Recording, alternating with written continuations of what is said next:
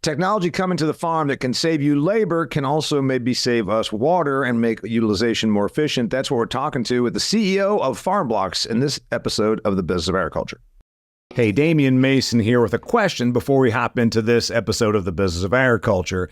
If you farm for a living, you employ a lot of amazing technology, from your inputs that you put into the soil to the tractor that you sit in, your combine, and the amazing data that it harvests. But has your soil analytics kept up technologically with everything else in your farming operation? I would venture to say that no, it is not. Sure, you check for your nitrogen, your phosphorus, your potassium, your micronutrients as well. But what about disease pressure? Do you know what diseases and what pests you're going to face next year? No, you don't. But you can now figure that out with pattern.ag's predictive analytics. Think about it. They can tell you now with testing what the likelihood of facing nasty diseases, things like cyst nematode or sudden death syndrome, what the likelihood of you having this in your field, then you know how to prepare, how to treat, and where to invest your money. It's using technology to make you bigger yields and therefore make you bigger money. Go to www.pattern.ag to learn more. They are pioneering the way in predictive agronomy.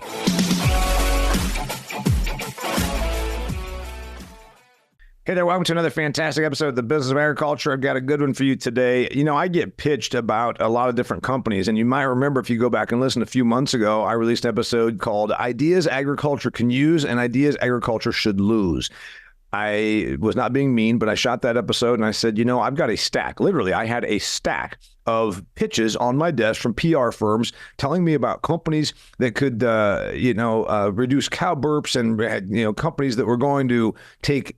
My favorite one was they're going to take cargo boxes, cargo containers, like the kind that go on ships to China, and then put them in people's backyards for indoor gardening. And I'm like, well, first off, your homeowner association might have a problem with that. Secondly, this is going to require more technology. If you want a damn garden in your backyard, most people don't even do it the old-fashioned way because they're too lazy. It was a ridiculous concept. It was all about environmentalism. We were going to save the world from climate crisis if we just took a bunch of storage containers, cargo shipping boxes, and stuck them in everybody's backyard. I thought it was asinine. That was an idea that agriculture can lose. Ideas that reduce our dependency on labor. Yes, we've got people streaming across the border. We don't even know where they are. We've heard all these stories. Traditionally, labor in agriculture has, in the last 150 years for sure in the United States, labor has come from out of country. It's getting tighter. This is a reality. If you work in industry, you know this. So ideas that save labor and ideas that reduce natural resource consumption are, I believe, ideas that agriculture can use, not lose. That's why when I heard about Farm Blocks and Nathan Rosenberg, the founder of this company, I said, I want to have you on and talk about this. Nathan, thanks for being here. Yeah, thanks for having me. What does Farm Blocks do? Yeah, so we focus on tools for farmers to make other tools. So what that usually looks like is we have sensors the farmer puts out. If one of their routines is to go check on to see if they need water, we can have a sensor to do that so they can check from their phone. In some crops, some industries, they spend up to 75% of their time just going out to check on things. So if we could do that from the phone, that saves a ton of time, and they could focus on actually solving problems instead of finding them. So it's technology. Are we using cameras? We're using some sort of something beyond the sophistication of a camera. What do I do? Yeah, we get asked a lot for cameras just because that's what people know about. But we have sensors that sense the exact thing, right? So if you want to find out the moisture of the soil, we have soil moisture sensors. We have weather stations. For the maple industry, where we started, we have vacuum pressure sensors that go and detect a leak. They typically do this with, analog gauges that look like a speedometer, but we have ones that plug into boxes that transmit it to the cloud and to your phone. You started, and of all things, the maple syrup was your customer base. And I'm not being mean here, but if I consider myself to be entrepreneurial. I quit my job 30 years ago and invented, among other things, the business of agriculture here. Very limited number of customers, the number of farmers that are commercially in maple syrup, I think they could fit in my kitchen. Okay, I'm being mean, but there's not very many of them. So why there? Yeah, so we're based in Boston, and all agriculture, it's in person, everything's done in person. If you're not going to the farm to find out what the problem is, you're not doing it right. So maple syrup is in the northeast of the United States. It's in Canada. It's in Quebec. So it was close to us. Another reason is they have very acute labor problems, and so what farmers do when it's daylight during the season, which by the way is in the middle of the winter in like a Vermont or Canada, is they walk up and down their lines, their collection tubes of the syrup, of the sap specifically. Mm. And so, you could spend 12 hours a day just looking for leaks because that's the collection of your product. And so we decided, hey, maybe that's a good thing to automate. Put a sensor out there. It's a very acute problem. It saves them like 70, 80% of their time during the season. So great place to start, immediate ROI. Nathan, it has to be fairly affordable. Just using that as an example, I can see absolutely, okay, yeah, it's a neat Norman Rockwell picture that we're going out in February when the sap starts to run, or maybe March, depending on where they are latitudinally in Vermont or in Quebec or what have you. And we're out there, and it's a beautiful, it's a cross between an LL Bean catalog and a Norman Rockwell painting. And I'm out there walking and checking this. But if I want to tap a couple thousand trees, which is what I need to do to actually make this commercially viable. Not to mention, it all really runs in about a 4 to 6 week period, right? That's when the sap's running, the tree sap is running. So I got to get through a hell of a lot of woods. So I can see the need for this. I don't, and I can see the producers saying that they want it. But it's kind of a new pitch. Like you said, they used to have some little thing that was monitoring it, but it was not very, how would they know? I've got 2,000 trees and 200 of them are running sap. How would they have known in the old days? Yeah, so typically, sap runs into these things called main lines, which are larger tubes that have groups of like 60 trees on them. So they would usually put an analog pressure gauge at the end of that. And they would usually have like an ATV trail that goes between all the ends of them. So they'd every day, multiple times a day, just drive up and check on each one of those. Your typical farm that does this for a living, 15, 20,000 trees. And so that can have hundreds of these main lines. Yep, yep. Your large commercial growers, operations, they have 100,000 plus trees. Oh, okay. So it's what about okay, so did they come to you or did you go to them? Both. Most of our customers this last few years, they've come from as referrals for existing customers. But especially in this industry, farmers are very, very social, and so if you get into one geographic area, they tend to talk if you're doing good. Mm-hmm. So what's the value proposition? That you're saving them time, or you're saying I'll make sure that there's actually sap flowing? What was the lead off? Yeah. So what time, work, or money? And I know they're all saying time, work, or money, and I know that they're all the same things or product. You're probably sacrificing 50% of sap because it's not flowing. Which thing was your lead off value proposition? So you don't have to go out there to check for problems. That's the biggest thing, especially at night. If there's a tree that falls, you get an alert in bed, so you don't have to go out there. It saves you some sleep. That's from the emotional side. That's pretty big. But what it turns out is that you don't actually save time. You find smaller and smaller leaks, which increase your yields. Mm-hmm. So instead of finding like the giant tree that fell on your tubes, you're finding like a little puncture hole that a squirrel chewed. Yep. And so your yields just go up. Okay. So, and farmers love as much as anything is yield, because then yield is supposed to equate to money. Exactly.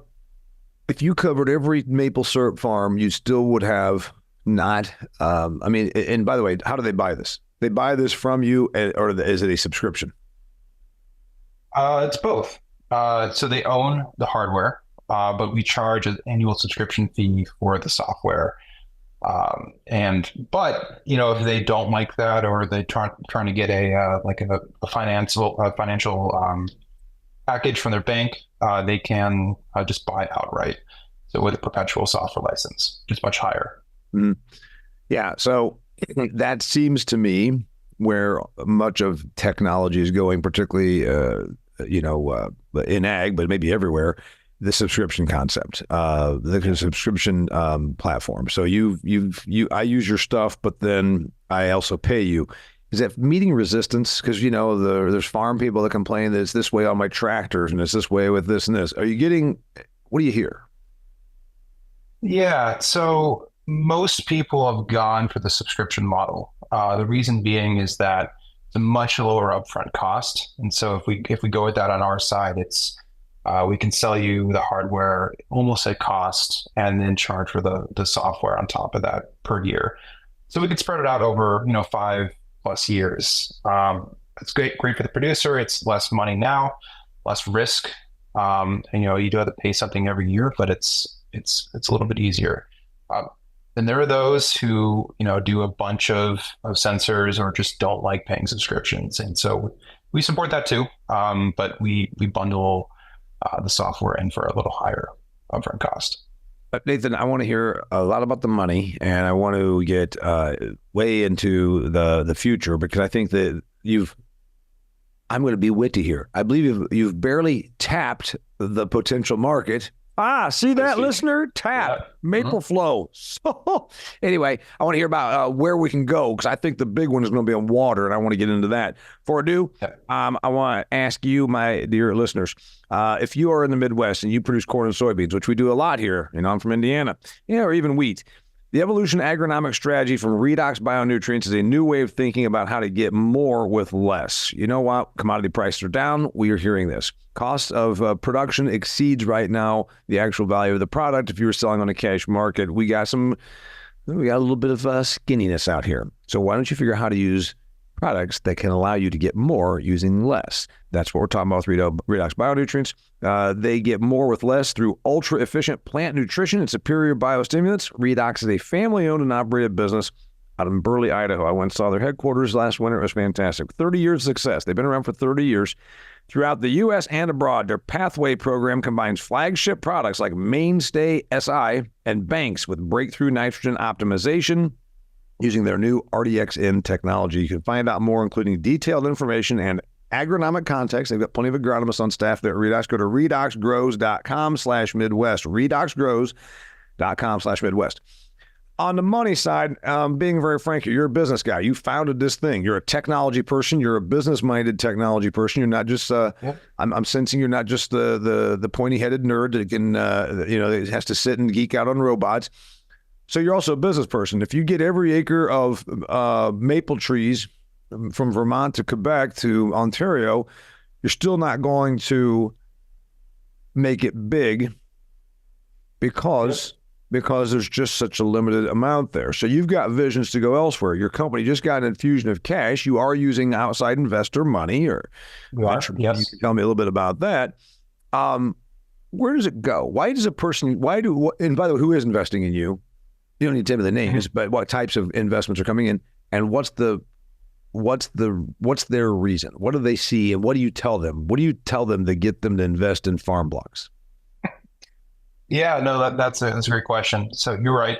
Maple is definitely not one of the larger agricultural businesses out there, or markets. It's our next one that we're tackling is actually vineyards out in California. And the permanent crop, it's a very high value permanent crop. That they need to protect vines for tens to hundreds of years. And by the way, California is a water problem. And so if you combine all of those, they've got money to spend on testing out new technology. Water is scarce. Actually, California, I'm sure a number of your listeners know about GSAs and Sigma and all that stuff out there. So they have to start tracking water usage in certain areas. And so we see that as a big opportunity. Our investors do too. And they see, the lack of the trend in agriculture, the lack of, skilled labor that's getting worse and worse, especially in these specific areas with the permanent specialty crops.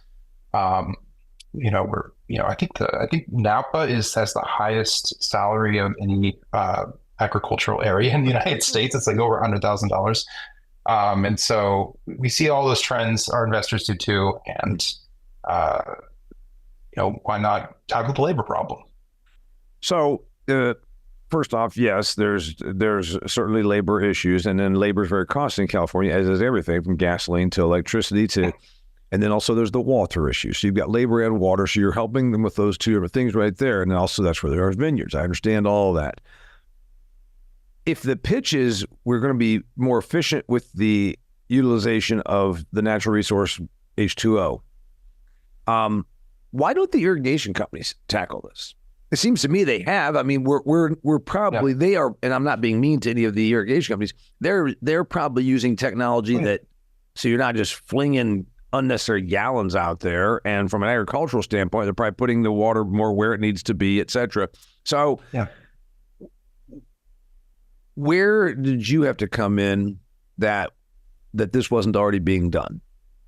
Yeah, so we're taking the platform approach, right? So these irrigation companies, they focus on irrigation, right? That's what they do. They do that very well. But what if you want to tie in your water pump with, the soil moisture of your soil, and maybe, oh, by the way, if it's raining, you don't turn on the water. Those are three separate areas, and typically those are three separate providers of technology. So if a producer wanted to tie all those together, either they have a custom solution through like a consulting firm, which is really expensive, or they just do it manually. That's where we come in. It's if farmers want to build their own tools, like if it's raining, don't turn on water. We want to be the provider of that. So it's basically automation that a farmer can define how they want it to be. Okay, it sounds like it's also. You're not standardized. It sounds like this isn't, and so the challenge for your business is every system could be set up differently, which means there's a lot more work on your end. So how do you make money if you're doing this much work for every operation? Is it because once you're there for the long haul? Is that the idea? Yeah. So first of all, we don't do any of the installs or integration. We work with partners to do that if they want a white glove service. But typically the farmers install it themselves. It's that easy. It's like an Apple product, but for farm. It's just plug and play. Okay. So I just want to put that out there. We couldn't scale and grow as a company if we did have to do that. Right. And then, we learned very early that if you make a product for agriculture, no two farms are the same. No two operations are the same. And why even try? And so that's why we make tools to make other tools. We're crop agnostic, although we are focusing on specific markets. We don't make the product to do that. We make the product to do common agricultural issues. Fix those. All right. So we talk about maple syrup. Now you're talking about waters and vineyards. I think water monitoring is going to be where your opportunities are. This one of my connections in California, I can't remember the number of acres, let's say 4.5 million acres or some ungodly thing have been idled in the last decade because of water rationing. We know that almond plantations that are mature, that are starting to decline a little bit, have been just basically let go to revert to nature because they couldn't get water. So that way the almond farmer apportions what water they have to the more thriving crops. And so this is happening. And there's some political policies that have worsened the water situation. There's the fact that California, even though it's our number one ag state by leaps and bounds, revenue-wise in the United States of America, has turned its back on agriculture, which is really bad. But it still has resources. It still has climate. You talked about wine, and I talked about almonds. I've spoken to the California Farm Bureau. They have 430 different things that they produce agriculturally there. So it's still a real opportunity. Where do you go from vineyards? Almonds. I mean, that's really the next crop. It's, vineyards are 10 times the size of maple. Orchards are 10 times the size of vineyards in the United States in terms of opportunity for us. In terms of almonds, acres, in terms of acres covered, dollars of opportunity. Yeah. More than that in terms of acres. It's almonds, really tracking water. How do we maybe not water now versus later? VFDs, controlling those giant irrigation pumps, demand response. Wait, are you starting to do industry vernacular? What the hell's a VFD? I don't know. Yeah, VFD, basically, it's a way to control a pump without turning it on full speed. And so you can turn it on half speed if you don't need to irrigate that much, or even turn it off if, can they get into a little bit more industry vernacular, based on demand response. So in some industries, the power company will actually pay you to not use energy for certain times. And so these are usually preset, but some places it changes based on the day and demand load. So this is a big opportunity for farmers as well. So hey, between the hours of 4 and 6, maybe don't turn on your pump, but you can turn it on at 7, and so they will pay you to do that. We see that as a big opportunity. What's the what's the exciting part about this? Are you calling on these operations, or do you have a sales force? Yeah, we're growing our sales force. Right now, in vineyards and orchards, we're doing a few pilots, learning how and what really helps with that ROI. But we're really going to be going through partners. That's how the industry currently works. We're going to be having them refer deals back to us, but they're the boots on the ground. And so that helps us scale while still being pretty lean across the country. And partner, when you talk about partner, you're talking about it could be a distributor of something. They could be exactly. They maybe currently are they an irrigation company, or are they a supply house, or what? You need distribution. So you're going to probably be a number of different partners could work for you, I guess. Yeah, so we have 2 classes of partners. Some kind of overlap with each other. Distributors, of course, we need those, but also equipment providers, equipment manufacturers. And so in Maple, we've actually partnered with a pump manufacturer. They have their own sales force, but we integrate with their pumps in Maple. We're looking to do the same, maybe with the irrigation companies who are looking to add a smart control option to their portfolio, maybe integrate with a few other products, that sort of thing. What's your pitch besides for if you want to go from vineyards? I mean, you talked about vineyards. These people that are working in Napa Valley are making a lot of money. How do you tell them, I'm going to save you money? I'm going to allow you to cut back on labor? Because I'm sitting there saying, okay, it's technology, but it's not like it's a robot. It's not like it can go out here and move stuff around. So how do you sell me on the idea that your thing will help me cut back on labor? Because as much as I'm excited about the technology, I'm still not sure that I see it. Right. So a lot of vineyards spend, hours and hours a week looking for leaks. Okay. It kind of carries across from Maple as well. Looking for leaks, looking for rodent damage, looking for signs of stress, that sort of thing. All of which we can detect and actually detect before it becomes an issue. Yep. So we mentioned AI before, but we use AI to detect leaks in irrigation networks. Mm-hmm. Irrigation's one big leak, so it's really hard to detect that just by looking at a graph. Yep. That's just how irrigation works. Yeah. And so we use that as a tool behind the scenes, but for the farmer, is there a leak and where is it? So instead of having to go find them, they can go out and fix them.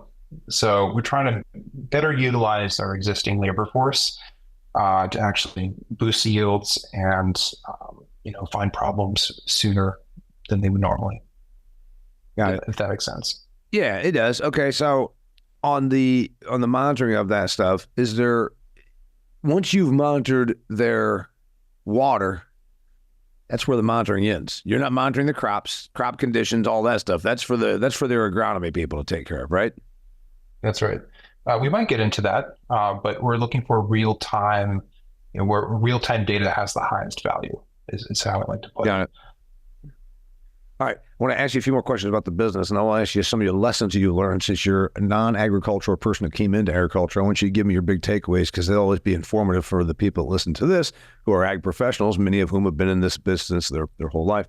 Hey, it's no secret things are tightening up a little bit out here in the countryside financially. If you're a farmer, you need to make every opportunity count. And I'm talking about diversification of income. What if you could do that with a sustainability program? It is my absolute belief that in the next few years, the United States Department of Agriculture, that, let's face it, has a lot of control over your farming operation, is going to require you to have a sustainability plan. You're going to have to submit this just like if you were an industry and you handled toxic chemicals, whatever that should be. You're going to have all of this entire plan in place. And part of it's going to then also be, do you have a sustainability program?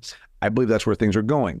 Whether they do or whether they don't, let's talk about diversification of revenue. You can do that with a sustainability program from Truterra. Truterra is focused on supporting farmers at every stage of the sustainability journey to help you make and maintain regenerative management practices that will improve your agronomic, your economic, and your environmental sustainability. Let's face it, sustainability is a cute word. If you're not in business 5 years from now, you're not very sustainable. A sustainability program that pays you money could help for doing things like reducing your tillage, and maybe putting in strip planting, using cover crops. Those are the kind of things we're talking about. Go to truterraag.com to learn more. Truterraag.com, part of the Land O'Lakes family. Truterraag.com. Check it out. All right. What did I tell you I was going to ask you? It was very important. I completely forgot it myself. All right. I was going to ask you was then, where does this go? Where does this go? And what have you learned since you came into agriculture? So let's start with this first. You are a tech guy. You're a business founder. Did you start out to be an ag? I had a drone guy on here, and what the drone thing is absolutely coming to ag, big time. And he didn't even think about agriculture. He thought he was going to be in some other, military or something like that, which of course is another place they're working. Did you come to this saying, I'm going to go and fix vineyards? No, so it actually started in one of your bad idea examples. We actually started by doing automated shipping container farms. Us, along with, I think eventually the rest of the industry, realized that that's a really bad idea.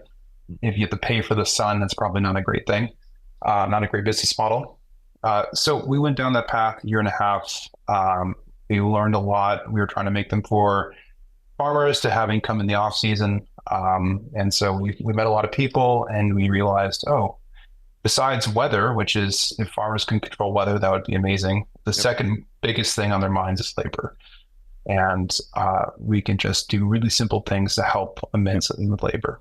So now, Nathan, you make me feel like now I probably offended you with my, but here's the thing that I also said in that episode, ideas ag can use and ideas ag, should lose. I also said in that episode, if you are a company that's got outside investor monies and you think you're going to save us all from some problem in agriculture, hire me to be a consultant. I'm 55 years old. My degree is from a land-grant university. I have been around this industry my entire life. I will tell you, let's not try to put storage cargo boxes in the back of everybody's yard and think they're going to start gardening. It's not going to happen. But anyway, anything that reduces natural resource consumption, I think, is probably where there's a good opportunity. Do you have competition? Are there other companies that say this? Because, from the irrigation companies themselves on down, I would think that this is a space that's gotten some attention before. Oh, for sure. It's one of the largest markets on the planet. There's a lot of attention, but they're very focused on specific problems, right? So it's not connecting different parts of the farm with each other and automating that, right? And they're usually focused on a specific crop or a specific problem for a specific crop. A lot of emphasis put on, corn, wheat, soy, but there's not a lot of work being put into maple, for example. Yeah. And there's a lot of problems that are shared across every crop type. And so I think we might be one of the first, if not the first, ag tech company, VC-backed ag tech company that's focused on just crop agnostic problems in agriculture.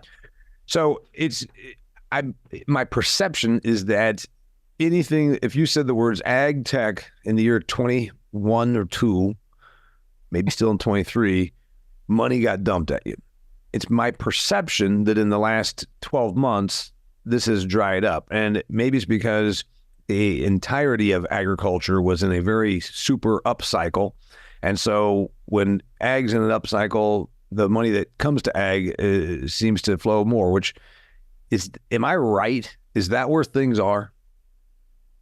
Yeah. So we raised from VCs that don't typically put money into ag tech. They still had money, and ag tech specific funds kind of dried up in their funds, like the amount of money that they have and they're raising right now. I know a bunch of them. Hopefully they do, because that's great. But there's a lot of ideas that aren't focused on the producer and the actual problems that need to be solved. There's a lot of, the next hot startup, focus on the next hot startup. And, data is sexy, but it's sometimes you got to fix the not sexy problems, the problems that are actually real problems. So on the labor front, that's where the monitoring comes in, and on the natural resources. So I like both of those. Do you have the next, from maple to vineyards to plantations? That puts you a lot in California. The old thing about eggs in one basket. Where do you go that's not California? Where do you go? Is this offshore? Are you going to be at Mexico? Has a tremendous amount of specialty crop production. Mm-hmm. Everything you've mentioned so far is specialty crop. I assume that's because bigger margins, much more intensively managed acres than broadacre stuff. But kind of walk me through that mentality. Yeah, I mean, we eventually would like to get into row crops. Problem with row crops is that you have to drive a tractor through the fields.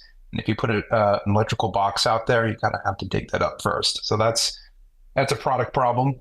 We eventually want to get into those. But yes, no, we do want to go international, Mexico, South America. There's a lot of opportunity, especially in vineyards in Europe. That's some next areas for us.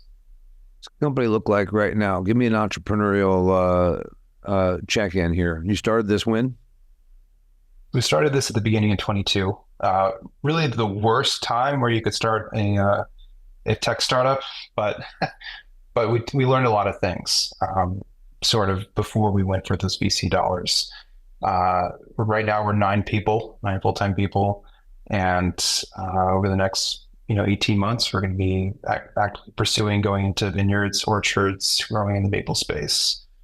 That's sort of heads down. And then this business that we talked about here. What else? What have you learned other than that every homeowner doesn't want a used cargo shipping container turned into a garden in their backyard? What else have you learned? What have you learned that's kind of exciting for you? Yeah. It's crazy how a very simple feature that took you maybe 5 minutes to build in the app has huge ramifications for a producer. It's kind of sad where things are right now in the industry, at least on the technology side. And so things are you saying that we're antiquated? In certain areas, technology definitely. It's really hard to build technology for agriculture. Cyclical nature of the business. You can't test things in the off season, that sort of thing. It's really hard for your traditional software company. So that's part of the reason why there's slimmer. Do you think that generally we work on slimmer margins, so therefore the willingness to spend more lavishly on technology? Because I think we're pretty damn tech oriented. I mean, you get into a tractor today, it's $700,000 tractor. It's got 3 computer screens and all that. So I don't know that and I'm not being defensive. I see vast amounts of technology in something like a modern sprayer. But to your point, I also then see guys going out there with their hired labor that may or may not even speak English, and they're trying to communicate to them that you've got to check these irrigation lines because, we're only allowed 1 acre foot of water this year. And by God, if we're wasting half of it, we ain't going to get there. So I hear you, but it's interesting the disparity between where we are technologically on some things, using the sprayer example, and where we are on irrigation monitoring. Yeah, no. It's crazy. I mean, there's a lot of dollars being spent on row crops, tractors, that sort of thing. But there's not a lot specialty crops.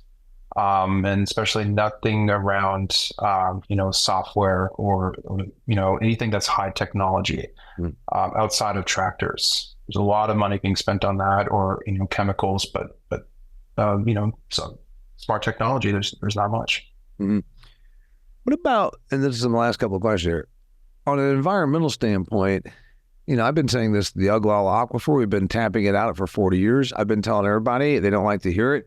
If you're growing corn in eastern Colorado or western Kansas, start figuring out what else you can produce there, because the spigot's going to get shut off, either by regulation or just by depletion.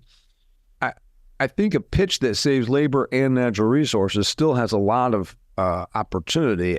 Do you think you end up getting there? Do you think you get there and it's those two things? Or do you think those are the two things right now, and the 5 years from now, Farm Blocks is tackling some other thing? I think we can get there. And the reason why I think we can get there is that we don't just do that one thing, right? So if you have to buy a system to help you save, water from you're taking from an aquifer, that's probably not very, enticing. There's no, immediate ROI from that. But if you could use the same system to do out something else, like, hey, alert me when my gate is left open. That's ROI, but it's under the same roof. So if you can start with the gate being left open, then, hey, maybe you could just tack on the thing that helps you save tons of water. That makes sense. Got it. All right. What did I not ask you on the way out the door here? What's the last thing you need to tell me and the people that listen to this, the intelligent agricultural professionals that listen to the Business of Ag show? What do you got to tell them? What's your closing thought or thing that I didn't ask you? I'll just focus on the immediate ROI. Technologies that help you, save money today, as opposed to promises for saving money down the road. You enjoying working in agriculture? I am. There's a lot of really down to earth people, and that's very different from other industries.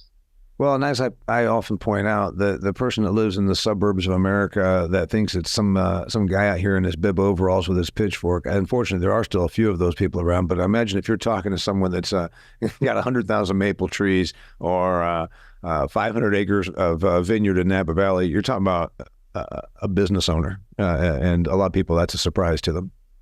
Yeah, no, definitely. It was an awakening moment for us. Somebody wants to do business with you. First off, what's the average spend per customer, if you're okay sharing that? Like if I say, you know what, I want to know more about this technology. I wonder, just a ballpark, what am I spending? Yeah, $1,000 or $2,000 get you a starting kit. Pretty easily. We try to be way cost effective compared to our any potential competition for us. But like $1,000 or $2,000 will definitely get you in the door, and a really good base to build upon. Right, and then I do some subscriptions on top of that. Got it. Yeah. If somebody wants to find out more, farmblocks.com, is that where we're going? Farmblocks.ag. Farmblocks.ag. Farmblocks is spelled BLOX, right? That's right, BLOX. His name's Nathan Rosenberg. He's the founder of a company called Farmblocks, talking about ag technology. This is a space that I think, and again, full disclosure, I've seen a lot of these things that I thought, I wish the venture capital people would have brought me in. I'd have said, this one's a dud. You can just give me 1/10 of what you're going to put into that, and you'll still have a 90% return. But anyway, I like this one right here because it tackles two things that we know are issues: water consumption and labor shortages in agriculture. So thanks for being here, Nathan. Thank you. Till next time, share this with somebody who can use it. Check it out on Acres TV. Remember, you can watch this. YouTube, I'd love for you to subscribe to my YouTube channel. Just go there, type in Damian May's channel. It's free to join. And also remember, Pattern Ag, signature sponsor of the Business of Agriculture, Truterra, and Redox. Go to Redox Grows to learn more about them. Till next time, I'm Damian Mason, and this is the Business of Agriculture. Well, that concludes another fantastic episode of The Business of Agriculture. This episode was brought to you by Pattern.ag. You know, everybody in agriculture understands the importance of soil health. We also keep an eye on our soil better than we ever did through advanced soil testing. But what if there was a company that provided predictive analytics, not just checking out nutrients and all the elements that are in there, but also could tell you the degree of risk you face with disease and pest pressure? That's right, Pattern Ag can do that. They actually can tell you, hey, you're going to have a real issue here. You can preemptively, proactively treat for corn rootworm or cyst nematode or sudden death syndrome before the problem actually starts costing you yield. Go to pattern.ag, that's www.pattern.ag, to find the nearest rep that can help you start doing better for your soil.